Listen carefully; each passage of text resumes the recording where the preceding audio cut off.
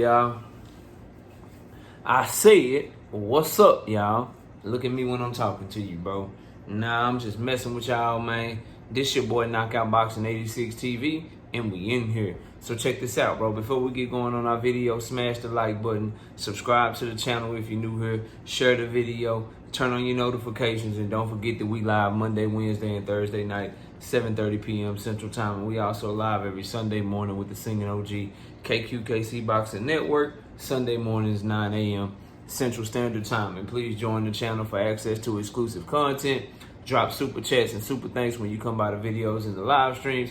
And don't forget to hit me up if you want to debate in the TKO debate series. Knockoutboxing86 at yahoo.com is the email address. But let's get it cracking. Look, bro, my heart is with Stephen Fulton.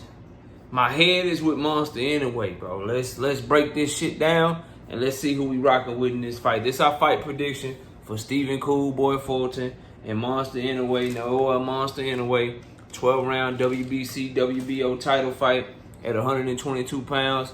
Cool Boy still traveling across the ocean, going to the samurai land to defend his 122-pound unified titles. He's out of Philadelphia, 5'6", with a 70.5-inch arm reach, orthodox fighter at 29 years old. Then you got Monster Inoue, 30 years old, out of Japan, orthodox fighter, 5'5", with a 67.5-inch arm reach, 24 wins, no losses, with 21 wins by way of knockout. Look, bro, what jumps off immediately is that Cool Boy Steph got a 3-inch arm reach advantage. So, you know, that sticks out to you. Also, Monster Inoue hasn't fought anybody the style of Cool Boy Steph. I keep hearing that. He hasn't fought anybody like Stephen Fulton. And I agree wholeheartedly. But you go up and down Stephen Fulton's resume, he ain't fought nobody like Monster Inoue either, bro. And I think what a lot of people get messed up is because of your dislike for Top Rank or your dislike for ESPN, and how they hype fighters. And I get it, bro. I think that a lot of guys are overhyped by them and built up a certain way. Monster Inoue, though, bro, he not one. I suggest go really watch him fight. This fighter is explosive. He's very fast. His jab is piston-like. Got a real good jab, very quick, jumping in and out to land his power shots. His catch and shoot game, specifically catching and shooting off his guard with that left hook and the check left hook, bro, that shit is thunderous. That shit will cause damage, and it is fast and quick as shit, boy. His timing, his ability to set up counters off of that, the right hand, bro, body up. Monster Inoue can fight, bro. Got 5 knockouts in a row, including 13 of his last 14 opponents. And the one guy that he didn't knock out, he came back and knocked him out in the second round, bro. And a lot of people talk about, like, how Monster Inoue, how he, you know, the level of competition that he fought, or the guys at 118, 115, ain't there. My criticism of him is the names at 115 that I wanted him to fight, he didn't fight those. Now, I didn't get to see him fight Chocolatito, Juan Francisco Estrada, Carlos Cuadras, Sor Rung beside guys like that. I didn't get to see those fights. So the big names down there, he didn't fight. That's my criticism of him. But what I will say is the guys that he did fight, I don't believe in triangle theory, but when guys do certain things to certain people, you can kind of tell their level. So, for instance, Emmanuel Rodriguez went in the ring, put hands, feet, elbows, shoulders, knees, toe, bro. He put everything on Gary Antonio Russell, bro, in his last fight. Well, beating him down badly, and then it was an accidental headbutt. They stopped the fight in the 10th round, and he got the decision. But he hurt Gary Antonio Russell multiple times, did Emmanuel Rodriguez, put him on the deck, did him dirty. Monster Inoue knocked Emmanuel Rodriguez out in the second fucking round, bro. Juan Carlos Payano went the distance with Daniel Roman, who Stephen Fulton just fought. Went the distance with him, bro. Had some good moments. Fought good. Fought good against Daniel Roman when Daniel Roman was closer to his prime, bro. Payano went the distance with him. Monster Inoue knocked his ass out in the second round, too. I mean, bro, it's not like when you watch Naoya Monster Inoue fight dudes, bro, it's like he just barely win or he don't win in convincing fashion, bro, he knocking dudes smooth the fuck out. And it's not just because he's some brute power puncher, bro. His timing is so good, bro. And he's so fast, bro. He explosive as shit. That man can fight. So I think again, just to wrap it up, bro, nice jab. His lead hand specifically, because when you combine that jab with the check left hook and the catch and shoot left hook, when dudes try to fire their right hand at him or they try to fire something at him, bro, nasty lead hand. The right hand behind it, bro, putting people to sleep. And he would set that right hand up nice off that jab. He'll hook it around the guard. Just a phenomenal offensive fighter and an underrated defensive fighter. He relies a lot on his athleticism and his feet to get in and out of range on defense. But people say he ain't got no defense. I don't know, bro.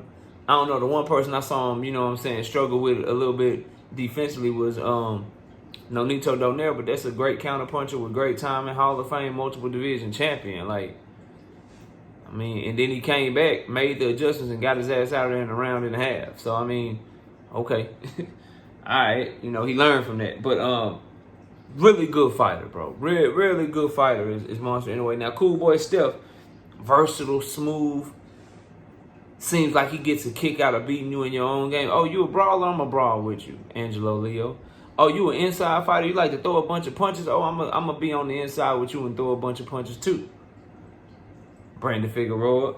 Oh, y'all think that I made that fight too difficult? Let me show you how easy I can make some shit look, Daniel Ramon. I'm just gonna outbox you, stay at mid-range, and just be superior to you. You know what I mean? But he got a good jab, Stephen Fulton, a good counterpuncher, very fluid, very smooth, agile in the ring. Just, you know what I'm saying? Cool Boy got that sauce, bro. His name Cool Boy, bro. He fight cool. He just, you know what I'm saying? Got the ducktail and shit, woo. All that, bro. You know what I mean? He fight with a certain sauce, fight with a certain swag. He do. Couple of things, though. Just jumping straight back out of distance against Monster Inoue, bro. Don't do that.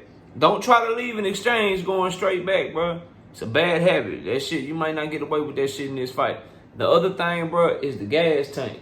You seen Cool Boy gas, and I believe it ain't because he ain't in shape. You dealing with a fighter that's 29 years old.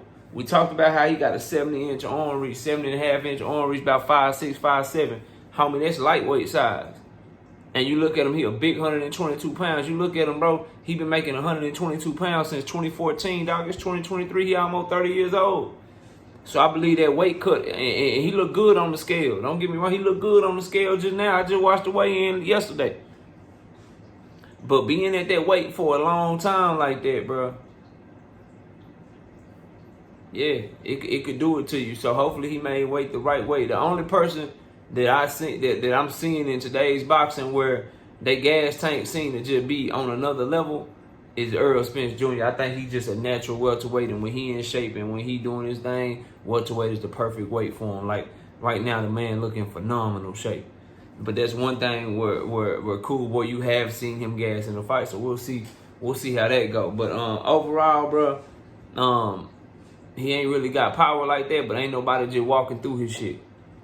Ain't nobody just walking through his shit, you know what I'm saying? He do have less than the 50% knockout ratio, but he is a smooth, fluid fighter, and you know he got dog, but not because people be like, oh, you from Philly, he got dog. Nah, it ain't just because he from Philly that he got dog. I seen how he stood in the paint with Brandon Figueroa. That showed me all I needed to know about the dog and Stephen Cool Boy Fulton. He got dog in him for days. So the way that this fight could play out, bro, the way that I'm looking at it, like, it's kind of tricky, right? Because the things that Cool Boy need to do to, like, win and be successful in the fight, bro, use his lateral movement, use his length, distance control, you know what I'm saying? Keep that jab in the way face, turn him. Throw the right hand behind it. Don't get into any exchanges that, you know what I'm saying, a 50-50 exchange. Don't exchange hooks with him, shit like that. You know what I mean? The shit that he would have to do to win a fight. Would a judge look at that and be like, oh, you running?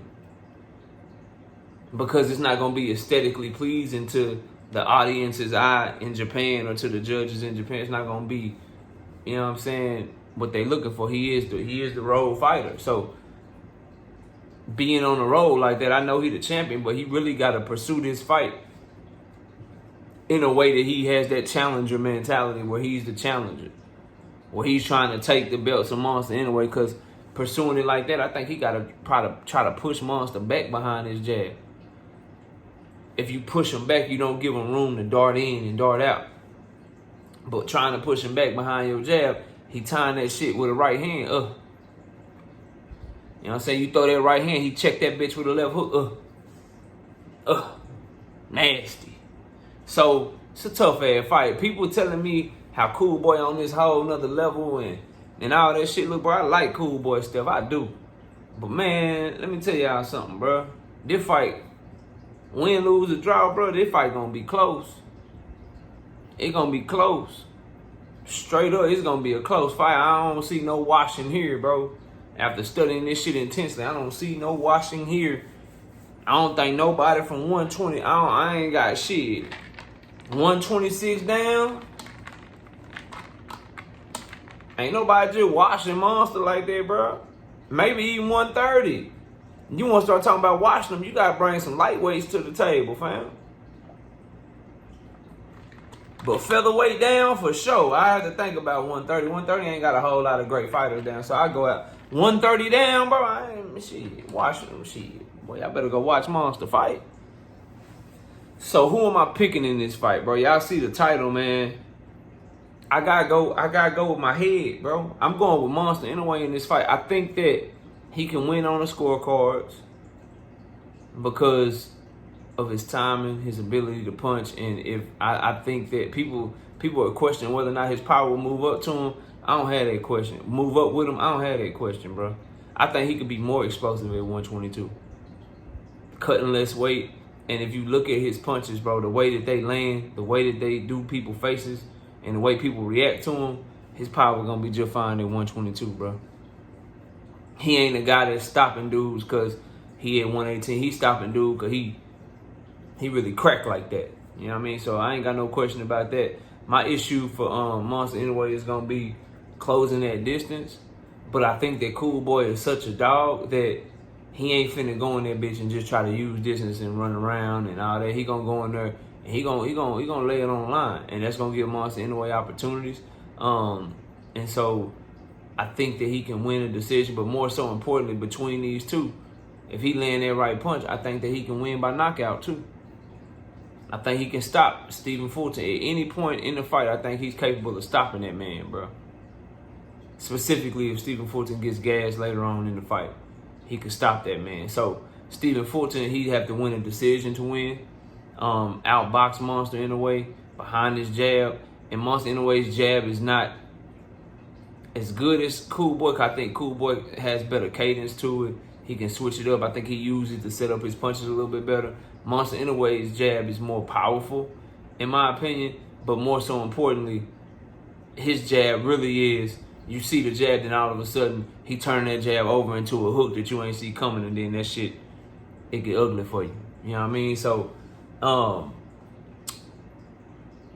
just don't think Cool Boy can stay away from Monster Inoue for 12 rounds, bro.